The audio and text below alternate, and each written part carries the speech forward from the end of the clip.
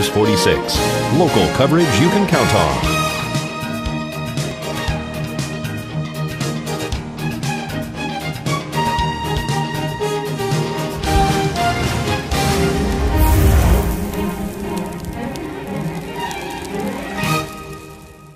Twisted Sisters and Secret Sisters consignment shops would like to remind you that we have a variety of items from furniture to clothing at affordable prices. We're located across from the post office, and we would love to show you around. So please come over and visit the sisters today. You won't be disappointed.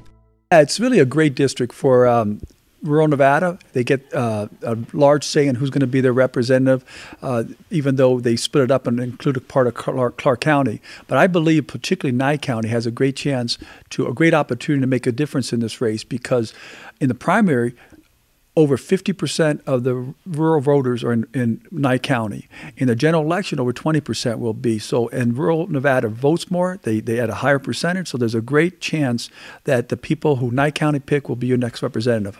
They are very active here in this community as far as politics are concerned. I know that you and your lovely wife, Amy, have been out here several times, and she is now the GOP chairperson. Yes, we've enjoyed our coming out here and traveling throughout the different rural areas, including Pahrump, Tonopah, a lot of places in this district. My family and I have spent a lot of time going to parades, going to fairs, visiting friends. I feel that this will be a very strong part of my campaign. You yourself are a small business owner. Tell me what you hope to do for the small business owners out here in the rurals. Well, there's the key to turn around this economy is creating new jobs for the state of Nevada. And obviously to help small businesses, we need to lessen the burden they have, not only in the taxes, but also with the regulations that are strangleholding them. And I'll work hard for that.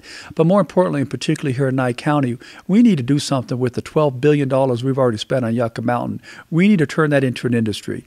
Well, I've talked about turning it into a reprocessing facility of nuclear spent fuel. If that doesn't work, we could find another alternative. We've got to be creative. It could be the largest training facility for military personnel, because the landscape there is similar to a lot of the places that we are currently fighting terrorism. It could be a data storage place, which a company called Switch out of Las Vegas has a facility right now there, but they want to expand it and maybe put it at Yucca Mountain. Let's get creative and let's utilize that, and it'll help everybody in Nye County. Are you willing to listen to the public about how they feel one way or the other for Yucca Mountain? Because I know that Commissioner Hollis is really pushing towards trying to make Yucca Mountain not a dead issue and perhaps open it back up. Yeah, I mean, you can't get anything like whether it's a reprocessing facility, as I've advocated, or a storage facility, which some people are advocating, unless you get the public to support it. In fact, there was a nice article in the paper today, and finally other senators and congressmen around the country are saying we can't force this upon a community. We've got to get them to accept it.